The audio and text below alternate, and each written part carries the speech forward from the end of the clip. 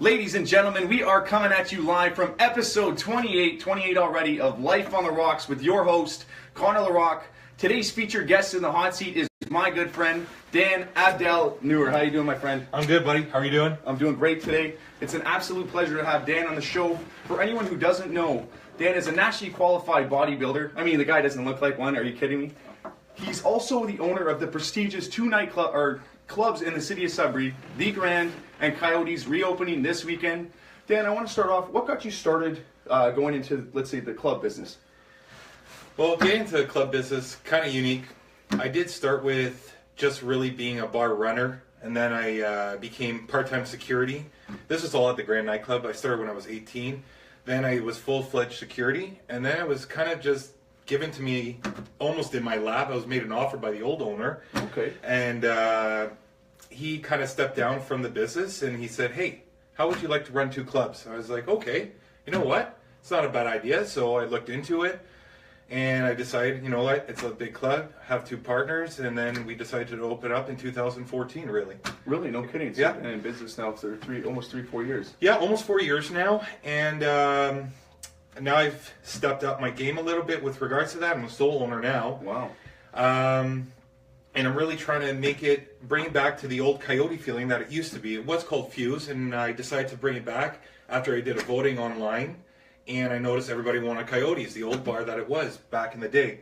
And I thought, you know what somebody wants, I'm going to try and provide it for them, so I decided to bring Coyotes back the way it was. And I like that. So what's different about it now? So comparing to Fuse and you're going into Coyotes, like, is it a different vibe? It's more of a lounge as well? So it's a classier feel, especially with inside the way it is renovated. We got white marble in there, white crystal. Nice. We also decided we never had menus before. So now we're introducing martinis. We have different cocktails, specialty shots. And even with regards to the lighting, as well as the different bottle service areas, they have been moved and renovated washrooms. And nice. So it's really just to bring almost a down south feel to Sudbury, a classy bar look, and to really have that lounge feeling. And honestly, the music as well. It was known before that we played a lot of EDM, but now it's going back to where it used to be. We have 80s, 90s, pop 2K, wow. Reggae, really things that it brings it as a nightclub feeling. Absolutely, yeah. So as for the Grand, it's really the same. It's directed more towards the college students. We have Cambrian up here, we have Boreal, we have LU, Huntington. So this is really, it is a student club. Definitely. And the main thing in there, I get a fresh new look. The bars are redone, the paint scheme's differently, as well as where the bottle service is. The dance floor has moved as well. Oh, wow. And our bottle service now, a lot of them too, are located right behind the DJ booth, so you're really part of the action now. I think that's really interesting. That gives it kind of a new vibe. You get right involved in the whole entire atmosphere. Going back for a second here, so Coyotes, so that's, you know, I hear it constantly from the older generation. They're saying, well, we have nowhere to dance, so people, you know, my mom's age can go out there now and dance, right? Would that be the idea? So I did that as well. We did start off back in the day. It used to be 25 and up, and then it came back down to 19 and up. And I did notice that the adults, they don't want to always come out, see their kids, or the teachers don't want to see their students, so on and so forth. So what I did, I decided every Saturday it is 25 and up now, and it's also open Fridays for 19 and up. Okay. As for the Grand, it is open up on Saturdays. It's one night a week, and that is 19 and up as well. But what I am also trying to do during the week is we have Le Slay coming in, which is a French festival. We have burlesque coming in as well. We just had Up Here Fest. I'm trying to also bring into that venue where local artists can perform. We do have other artists from out of town coming in that we can host more concerts to really liven up the downtown core. Absolutely. Especially that nightlife. Well, especially you get the business around. Everyone wants to go out, something to do, and everyone's, oh, there's nothing to do in Sudbury. But I mean, there's lots of stuff to do. You just got to kind of go out there, right? Exactly. And the other thing that we did for the Grand, it was the very first one we ever did. We hosted a wedding, and it was catered in. It was Pete's Rental was in there. The setup was a majestic feel, especially the feel if anybody really knows the Grand. It's over 100 years old, so it's made as a theater, and the architecture, I did keep it the same. because of that majestic feel that you get from the Grand. And with that venue and the wedding, it was such a success. It was a great time, and now we have even more bookings for weddings. So wow, that's awesome. yeah. And it's been there for so long. It gives you that kind of that New York type opera style kind of feel when you walk in there. You got the whole stage set up. Right. I wanted to ask you though, so this is super important. I'm a marketing and sales guy, obviously. So what are the obstacles that you have to overcome trying to promote, certain events at the Grand? You have people doing marketing for you, or what are some different things? Getting word of mouth? A lot of, especially here in Sudbury, I do find that it is a lot of word of mouth. I am trying to get out there more. I am publicizing it more. We do have our Facebook page. We do have it for Coyotes. We have it for the Grand. What I am looking into doing as well is to actually have our own IP address that we will have a www.com for the Grand as well as for Coyotes, just to show what we can offer, what can be put into the Grand, as well as this way the artists, different artists. We've had Dallas Smith in there. We've had the Roadhammers. These artists can also see, or their management, who is ever having them come to Sudbury. This way they can see exactly what they're getting and what they can do to make a show so extravagant to attract the people downtown. Absolutely. You got different lights in there too? Because before you always had some cool light shows with the fog. Yeah. Lots of different things. We still have the hazers. We have the light show. There's more of a light show in the Grand. For Coyotes, it's the same idea. There is a light show in there as well. But like I said, to keep that classier look, it's not as extravagant as what you will see in the Grand. Oh, no kidding. Well, that's good. I think what's super important too is what you're doing is the fact that you can actually already go off. It's already established brand. People have been to the Grand before, so now it's like it's reopening. It gives it that facelift, and that's one of the huge keys, right? Reinventing it to something. Or go ahead. Yeah, no. From that point, it is. I mean, I've noticed. I've gone to Toronto, and I would go into a club in there, and sometimes if I want, I'll say where I'm coming from, and they say, okay, which club perhaps, and I'll say, I'm at the Grand in Sudbury. And the people know, because it has been established for so long. It has been in business. People actually recognize the Grand. Even if you're going out of town, they know it is that business. It's been there for so long. And I mean, I do have to give it big thanks. Like for the lighting, my lighting tech guy, Chris, phenomenal with what he does, especially everybody else helping out. All the staff that have chipped in. As well as Tara, my fiance, she's been doing a lot of the marketing right now, organizing bottle service, which I'm not the techiest of persons, but I mean, a big thanks for everybody for really getting this off the ground right now. Well, that's the thing, you got to have a team behind you to kind of get the project where it needs to go. I want to ask you, so everyone's asking the question, just out of curiosity, did you just you shut the Grand down for a bit to reinvent it? Is that what happened? So what really did happen, I did purchase the whole building as well, that block in December of 2016. And from there, I did have two partners. And like I said, I did, over this time period, I did become a sole owner. But I also wanted to, like I said, I wanted to re-renovate something that Sudbury really wants to come down for a nightlife, to go out at night, not just stay at home. So, and that's why I involved them in picking and choosing a name. And like I said, I had 8 different names to choose from, and I put Coyotes in there. Really, at the time, to be perfectly honest, it was just a feeler. It was a joke. But the amount of people and responses and comments that people wanted, not just the older crowd, but also the 19-year-old, the 20-year-old saying, oh, my parents used to go there. I want to see this. I want to experience this. This is why it became that way. So I wanted to really involve Sudbury, and I decided to listen, and I wanted to do it like that. So my involvement, I shut him down to do that renovation so we can get that classier feel. As well for the Grand, it had that same color scheme, same setup for about almost 30 years. So I thought, you know what, let's switch it. Let's brighten it up a little bit. Let's freshen the look.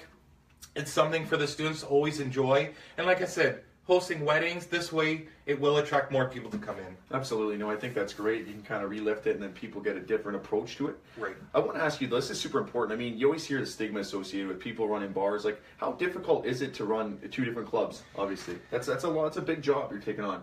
Especially with people drinking. Okay, especially the liability, right? Yeah. There's always a liability when it does come to that, when you're involving alcohol. But I mean, you're making sure everybody does have a good time. And with that, there are rules, there are regulations I do have to follow. They are more strict than what they were, let's say, 10, 15 years ago.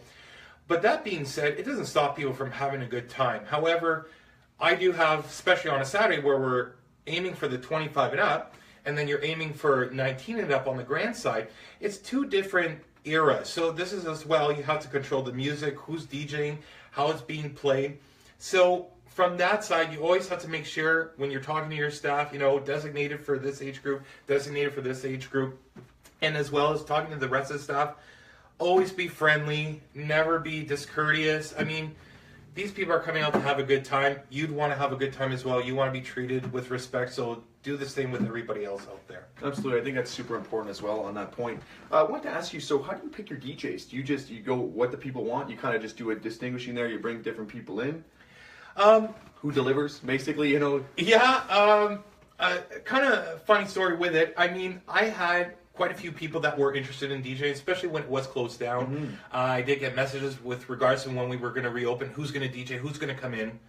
And I did keep, there isn't a lot of competition, especially in this town with the nightlife. I mean, we're not the only establishment that's open for the bars. There's other ones as well.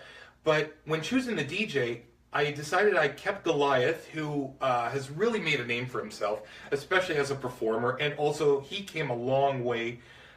He's our house DJ for the Grand. Awesome. And as for Coyotes, I took Baseline Jack. Oh, that's great. They've both been on the show. Yeah, Jackie. Yeah, Jackie. So I've heard her mixes. She sounds amazing. She has such a great following. She came up to Sudbury. She's been in Toronto for about 10 years, and thank God she did come here. Yeah. And so she's going to be doing her DJing set on always on Friday night for 19 and up. And then we have DJ Iceman. Now, Iceman has been in this industry for so long. I used to work with him. He was my partner as well, and he loves, this is something he loves to do. A great performer, great on the mic, knows how to adapt, and he can do any genre, really. I think I've seen him before, if I'm not mistaken. He's an older gentleman? Yeah. I know we shouldn't call it like that, but he's a little bit older of a gentleman? About 2 years older than me, so not that you're calling me old here, but I mean... Not at all. That wasn't the way. Okay. Yeah, no, I've seen him before. Yeah, he does it well. He's versatile in that. Right. Backing this up, though, so let's go back to another side. So, have you always been an entrepreneur? Because that's what people like calling it. Have you always been an entrepreneur? And we, like I said, Danny's going to go into this. I actually met Danny back at the old German store back in the day. I was getting those sandwiches every day, getting the games. No, that's right. To say myself that I was an entrepreneur, I mean, we did have a family business when we were growing up. My mom started a European deli. It was called Gourmet World. It was open for about 20 years. And we just recently sold it, just with everything that has been going on in our lives. It's very hectic, and it's now being carried on by another European couple, so it's still there. And I was involved in that since I was of the age of 12. Wow. So watching my mom run a business, being a part of it, then as I'm getting older, I was given more responsibilities with regards to helping run the business. But I mean, she was the main owner the whole time. But watching it, I developed knowing, you know what, it is good to be your own boss and to accept challenges. And that's the thing, I love being always challenged. And I find as an entrepreneur, nothing comes easy at all in life. I mean, I live my life based on quotes. And my quote, I just saw this. I just came from hunting. A little story here. I just came from hunting this weekend, and we went into this restaurant way up north, and there was a plaque on the wall, and I really firmly stand by this. It said, you miss 100% of the shots you don't take. Michael Jordan. Now, I mean, seeing that right there, I thought, you know what? That's so true. If I didn't decide to go into this business when it was given to me, I wouldn't be to where I am today. Having that, then I was given the opportunity of having the building. Then from there, it came upon having as well the establishments for myself. I mean, it's really every step I took it at a risk. But if you don't risk in life, to me, you're not going to get ahead. There's always that first step you got to take to get to the next one. No, I think you hit on the point straight on with that. And that's the thing with a lot of people. So I try to promote entrepreneurship as much as possible. You can see by the people I bring in. Yeah. And with that, people are not taking a risk, you're taking the biggest risk because you're going to get that pain of regret. Right? And that's one of the things I've seen. You've been versatile. You know, when you're working with your parents' business and bang, you open a bar. You have other things, obviously, with becoming in real estate, right? Right. And so I think that's one of the most important things. So the advice I wanted to, or not advice, what I wanted you to ask or tell the audience is, what is some of the best things? So in managing all these different things, you're managing a bar, then you're doing, the landlord side of it. Like, what's the best advice you can give to someone to be able to manage that with the stress and everything else? One step at a time, like. You have to take it day by day, and you have to also, it helps with the support as well from family. I have to give a tremendous thanks to my entire family for being there, my fiance. They're standing by me because it is a very stressful thing to do. Definitely. Especially having, like you said, the bars, and then also being a landlord. And like I said, I want to expand on the landlord as well. But like you said, it's day by day. You cannot put everything into one. If you do that, you will end up going crazy. It's same idea, step by step. Don't clump everything together. You have to go from one to one to one. No, okay, that's actually great. Yeah, because a lot of people, I find, the generation we're entering into, you got to be able to handle a lot of things. You got to be able to pivot, change, whatever it is. It's like, it's funny you mentioned that quote that you say, you miss 1,000 of the shots you don't take. When I was a martial artist, I make the joke that I took a lot of those shots. Right? Yeah. So I had to take a lot of those shots to see where I got to go. How are you going to make the transition? Right. But where I want to close this off. So obviously the bars are opening up this weekend, so everybody's going to be kind of getting the momentum behind that. What else can we expect from you, Danny? With regards to future endeavors that I'm maybe trying to... future endeavors, you're going to go back into bodybuilding a little bit. Like, what's going on? I mean, I did put bodybuilding on the side with regards to actually expanding myself for this type of work that I am doing. Getting back into bodybuilding, it's something that has always been a passion for me. It is an outlet to go to the gym. Being that I am qualified for the Nationals, I will see where I go from here. I always have to talk to my coach, Troy, see how far we'll go with that. And with regards to other endeavors that I may be encountering, really I'm just trying to expand also on, like, I have the Dan Enterprise Income Property. So the first building is my grant. And from there, I'm looking if I can be possible to expand to Toronto, Niagara Falls, all over, really to expand this, to better myself. And like I said from before, I'm a person that does enjoy challenges. Absolutely. So the more I'm challenged, the harder I'm going to work at it. No, exactly. And I think it's probably carries over from your bodybuilding world. Like, the mentality goes right into the business world and how you handle yourself, right? Yeah, just being strict, especially for the bodybuilding, you have to have a mindset to do something like this. It's not a flyby, oh, I'm going to try it. No, it didn't work. I'll try again. It's something, if you really want it, and this goes for anything in life, really. If you want something, you dedicate your life to doing it. Even if you have a goal, set yourself up how to get to that goal. It's not that you can go from point A to point Z. It's from A to B to C. You have to climb there to get it. I think you just hit the hammer on the nail in that one. And the last thing I want to ask you is, how do you develop that discipline? Because that's, as a society, that's what I'm seeing is the problem. A lot of people don't have discipline or commitment issues, lack of clarity. Like, as a bodybuilder, I mean, you have to be strict. You can't just be sitting home one day, I'm going to eat a pizza. Like, is it just... Well, it has happened before, but we won't tell my coach that. No, trying as much, but is it just you got to want it? You get that hunger. Is that where it comes from, the discipline and knowing the end goal? For me, yeah, it is that hunger. It is an end goal. If I have an end goal, I'm going to work hard to get to that end goal without being sidetracked. And I mean, that worked for bodybuilding for me. Same thing for acquiring the grand building. Was the same amount of hurdles. I had to go from one area to another. Sure, I had some parts where I thought, oh, it's not going to happen. But then I thought, at the end of the day, this is what I want. I'm going to work hard to get there. And it is a mindset. If you know and determine that you want something in life, you are going to achieve it. Absolutely. I think you just hit the nail on the thing. Danny, it's been an absolute pleasure. Connor, thank you so much for having me on here. Anytime, my friend. Appreciate it. For anyone out there, so we got we have Coyotes opening this Friday. Saturday, the Grand's going to be opening. Danny, do you have any Instagram threads or anything you want to put out there? For Coyotes, though, it's Coyotes and the Grand. They're opening this Saturday. Oh, both of them, yeah. It's not for Friday. Friday's next week, and that's for the 19-year-olds. So hope to see you guys all out there. Perfect. Thank you so much once again. Thank you. It's been a pleasure. Take care.